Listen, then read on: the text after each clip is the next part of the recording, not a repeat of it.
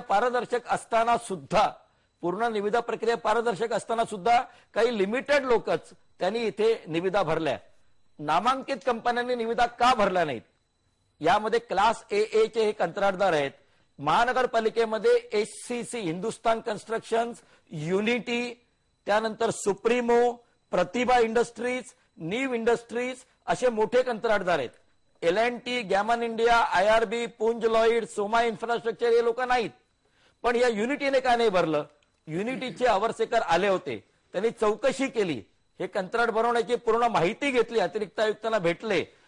HCC, Hindustan construction मोठी project करतं, प्रतिभाकडे मोठी कामं आहेत महानगरपालिकेची, तरी सुद्धा यांनी का भरलं नाही? हा प्रश्नाचं उत्तर क्वचित त्यांचेच संचालक देऊ शकतील, मी देऊ शकणार नाही.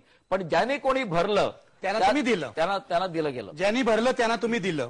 आता हे जे 9 कॉन्ट्रॅक्टर आहेत ज्यांना तुम्ही हे 500-550 कोटींचं कंत्राट दिलेलं आहे, या कॉन्ट्रॅक्टर्सचा इतिहास तुम्ही तपासला होता का? हा इतिहास पूर्णपणे तपासलेला आहे आणि आपल्या प्राईम टाइमच्या न्यूजमध्ये तो इतिहास आपण दाखवलेला आहे. 10 मिनिटापूर्वी झालेल्या न्यूजमध्ये हे जे टेबल आहे की यांनी 1020 कोटीची कामं गेल्या 2 वर्षामध्ये केली आणि या 1020 कोटीची कामं करताना त्याला एकूण 1 कोटी रुपयाचा आपण दंड केलेला आहे. एक मिनिट आपण आपल्या प्रेक्षकांसाठी आपण पडद्यावर दाखवूया. हे जे कॉन्ट्रॅक्टर्स आहेत, 9 कॉन्ट्रॅक्टर्स निवडलेले आहेत, ते आपण पडद्यावर बघू शकता. बघा, प्रकाश इंजिनिअरिंग पासून प्रत्येक कॉन्ट्रॅक्टर आहे ज्यांनी कामं केली आहेत आणि त्याला दंड किती झालाय बोला. या दंडाच्या बाबतीत मला असं म्हणायचंय, माझं मोबाईलचं बिल आहे ते मी वेळेत भरलं नाही, ड्यू डेट गेली का मला 100 रुपये दंड होतो.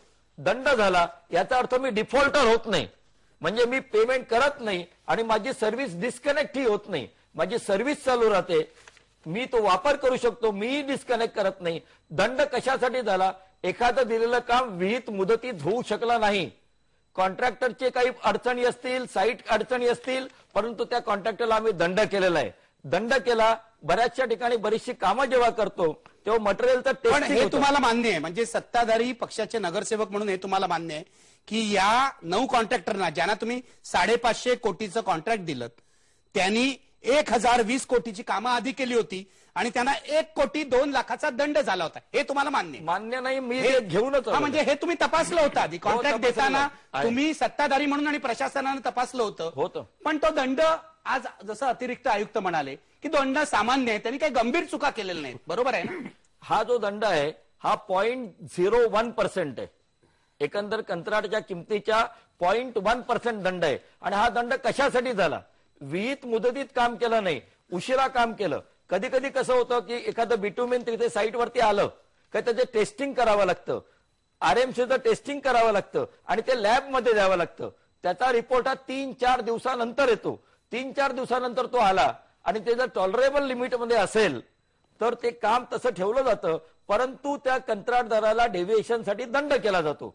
म्हणजे कामाच्या क्वालिटीवरती दंड करतो, कामाला डिले झाला तर दंड करतो आणि जर काम खराब असेल तर ते पुन्हा करायला लावतो. म्हणजे महानगरपालिकेचं नियंत्रण. बालचंद्र शिरसाट, इथे तुम्हाला अत्यंत नम्रपणे म्हणायचंय, विचारायचंय की हे 9 कंत्राटदार जे त्यांना दंड का झाला तुम्ही सांगितलं, तर आम्हाला हे सगळं समजून घ्यायचंय.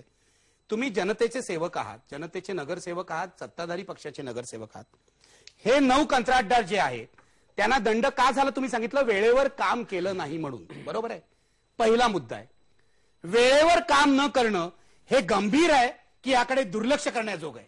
वेळेवर काम न झालं तर ते निश्चितपणे गंभीर आहे, त्याला दंड झालाच पाहिजे, बरोबर आहे. मग अशा कॉन्ट्रॅक्टरला पुन्हा तुम्ही संधी का देता?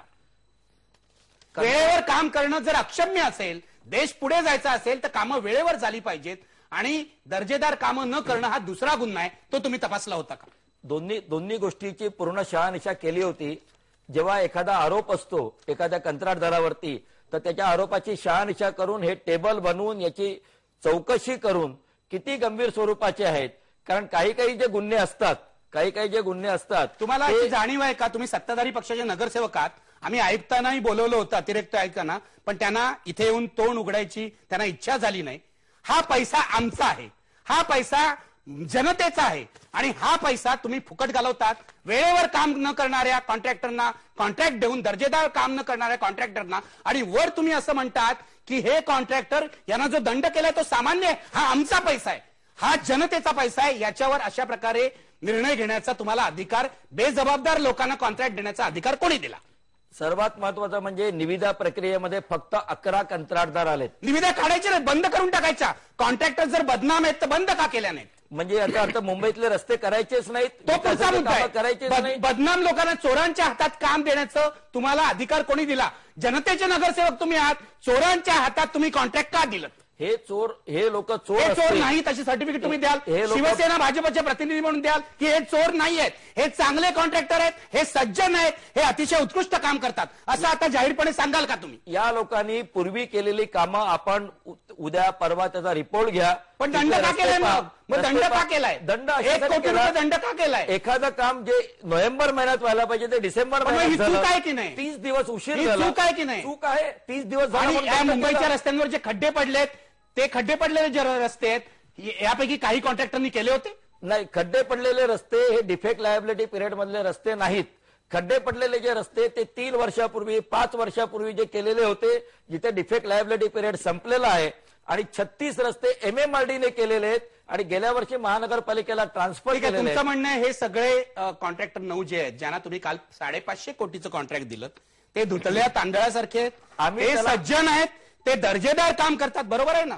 आम्ही त्यांना कॉन्ट्रॅक्ट दिला म्हणजे तो प्रस्ताव निविदा प्रक्रियेमधून स्थायी समितीसमोर आयुक्तांनी आणला. सर्व पारदर्शक प्रक्रिया झाल्यानंतर बरोबर आहे. तो माझा प्रस्ताव- प्रश्न साधा आहे, हे धुतळ्या तांदळासारखे आहेत आणि आमचं मुंबईकरांचं रस्त्याचं काम ते नीट करणार आहेत याची खात्री केल्यानंतर तुम्ही हे कॉन्ट्रॅक्ट दिलेलं आहे का? या अशा प्रकारची खात्री आयुक्तांनी स्वतः दिली. त्यानंतर प्रत्येक ठिकाणी सुपरविजन म्हणजे महानगरपालिका जबाबदारी तुमची नाही, आयुक्तांची आहे. निश्चितपणे आयुक्तांची.